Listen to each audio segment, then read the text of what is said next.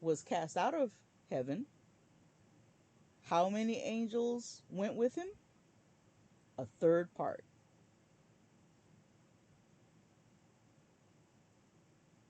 And of course, you can. We will go over uh, that story more depth in the future. And then in verse 5, the child is born. And what does it say about this child? This child is to rule nations with a rod of iron, and her child was what? Caught up unto God and to his throne. This is recapturing what the same description we were given about the Messiah. He was to rule with a rod of iron.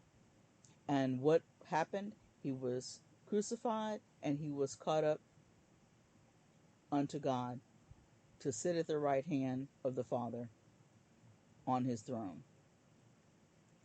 But an important concept occurs in verse 6. The woman fled into the wilderness, where she hath a place prepared of God. Here again, we're not talking about some dry, arid, harsh place. This place, this wilderness, was prepared specifically for the woman. And then, if you have any doubt that she is going to be provided for, the second clause says that they should feed her there 1,203 days. That is 1,203 would be 3 times 20, which would be 1,260. 1260. 1,260.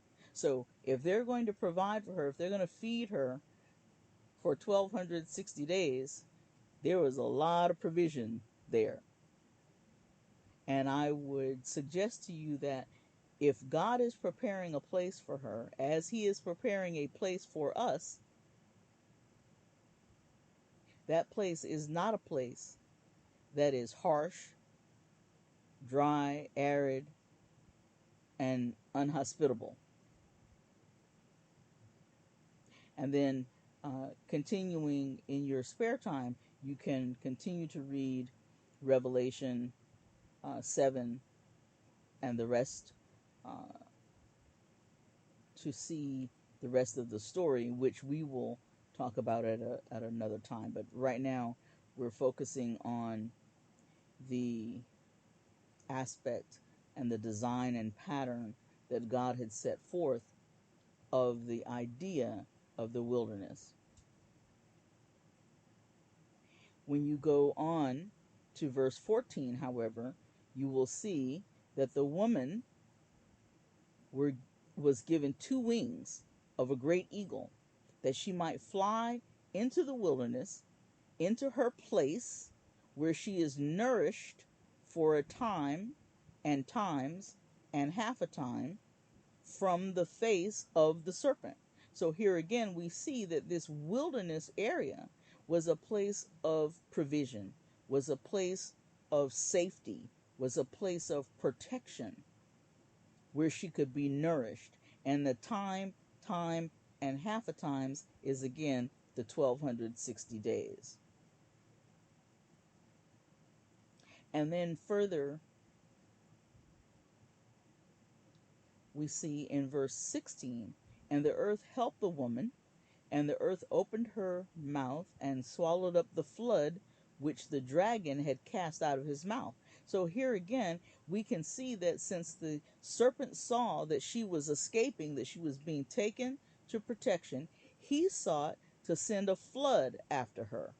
Now, what is the flood representative of? Where else have we heard about a flood? Another pattern, another design, another element that God has presented to keep us in remembrance of what has gone on before, like as in the days of Noah. But here, the earth, the wilderness, provided for the woman, and swallowed up the water so that she would not be drowned by the water. And therefore, we see again that God has provided protection and provision, a safe place of peace. And in the last verse, and the dragon was wroth with the woman. He was mad.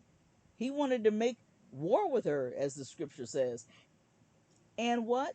Make war with the remnant of her seed.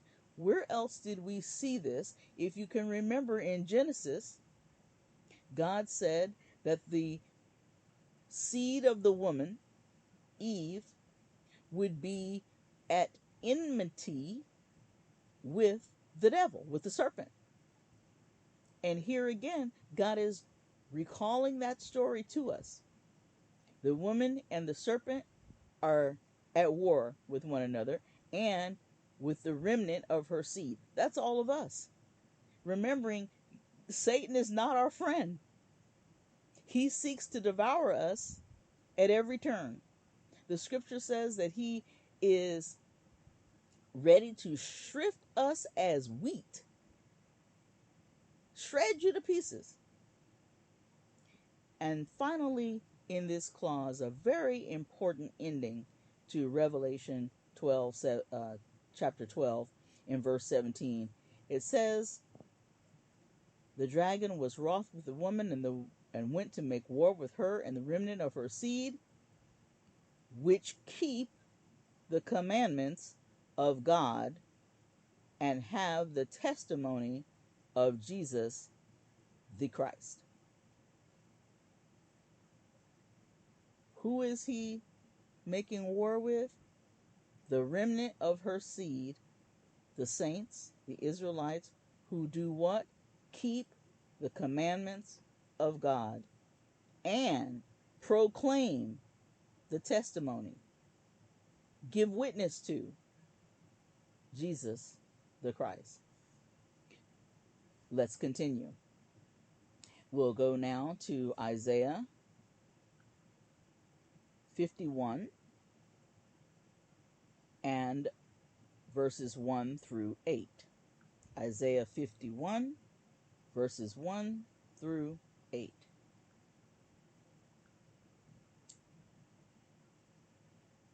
And it reads, Hearken to me, ye that follow after righteousness, ye that seek the Lord. Look unto the rock whence ye are hewn, and to the hole of the pit whence ye are digged. Look unto Abraham your father, and unto Sarah that bare you. For I called him alone, and blessed him, and increased him. For the Lord shall comfort Zion, he will comfort all her waste places, and he will make her wilderness like Eden, and her desert like the garden of the Lord. Joy and gladness shall be found therein, thanksgiving and the voice of melody. Hearken unto me, my people, and give ear unto me, O my nation, for the law shall proceed from me, and I will make my judgment to the rest for a light of the people. My righteousness is near, my salvation is gone forth, and mine arms shall judge the people. The isles shall wait upon me, and on mine arm shall they trust. Lift up your eyes to the heavens, and look upon the earth beneath, for the heavens shall vanish away like smoke, and the earth shall wax old like a garment, and they that dwell therein shall die in like manner. But my salvation shall be forever, and my righteousness shall not be abolished. Hearken unto me, ye that know righteousness, the people in whose heart is my law. Fear ye not the reproach of men, neither be ye afraid for their revilings. For the moth shall eat them up like a garment, and the worm shall eat them like wool. But my righteousness shall be forever, and my salvation from generation to generation.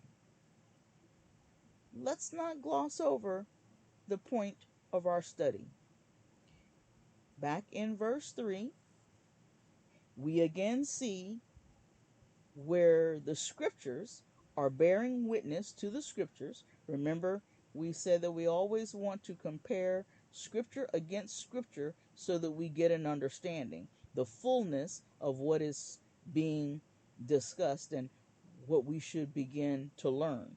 So here we see in Isaiah 51, verse 3, the Lord is describing this wilderness.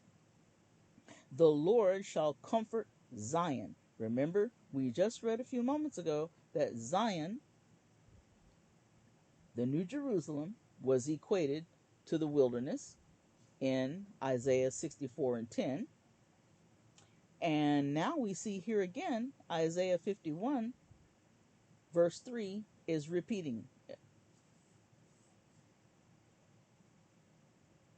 He will comfort her in Zion. He will comfort all of her waste places. So if the wilderness was a waste place, he is now, that is if, he is now preparing it, making it a place of comfort. And he will make her wilderness like Eden. What did we notice in Eden? The garden of the Lord, the scripture says. Her desert like the garden of the Lord. What is the garden of the Lord? Eden. What did we find in Eden? All the lushness, all the provision, all the safety, all the comfort, all of the needs were met in the Garden of Eden. Here again, the Lord is re-emphasizing that to us, and the final clause of verse 3 says, joy and gladness shall be found therein. We're in the wilderness. And thanksgiving and the voice of melody. Here again, thanksgiving, worship, praise, a song. So what are we to be doing? We should be worshiping, praising, and giving a new song to the Lord every day, even while we think or while we consider this time that we are in a wilderness. Certainly, as it is compared to the New Jerusalem, to heaven, to Zion that we will see in the future, what we are going through right now clearly is not as good as it's going to be. So we could say, yes, we're in a more harsh setting right now. But more often than not, when you are in the care of the Lord, all of your needs are met. And notice I said needs. I didn't say wants. So we see here a pattern for the present and a picture of the future. Let's go on to Ezekiel 34. That's Ezekiel 34. And that's chapter 34, excuse me. And then starting with verse 24. Ezekiel chapter 34, verse 24. And it reads, thus Ezekiel is unto you a sign, according to all that he hath done, shall ye do. And when this cometh, ye shall know that I am God. Also, thou son of man, shall it not be in the day when I take from them their strength, the joy of their glory, and the desire of their eyes, that whereupon they set their minds, their sons and their daughters, that he that escapeth in that day shall come unto thee to cause thee to hear it with thine ears. I put this verse in here only to show that there is a sign that is given to Ezekiel. And in those scriptures that I gave you, remember in the preview and last week I asked you to look at Luke 17:26, Matthew 10:15